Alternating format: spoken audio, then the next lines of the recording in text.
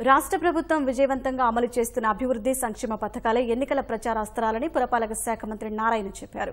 నెల్లూరు నవాబుపేటలో భ్రమరాంబిక సమేత మల్లేశ్వర స్వామివారిని సతీ సమేతంగా దర్శించుకున్న అనంతరం ఎన్నికల ప్రచారాన్ని లాంఛనంగా ప్రారంభించారు. తాను నెల్లూరు నగరం నుంచి పోటీ చేస్తున్నట్లు నారాయణ ప్రకటించారు.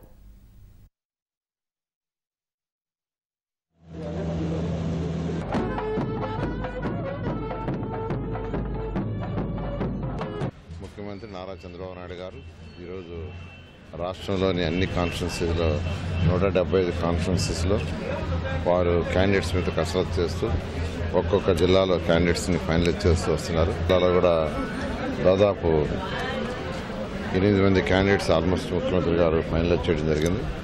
ఈ నేపథ్యంలో నెల్లూరు 1 నుంచి నేను కంటెస్ట్ చేస్తున్నాను.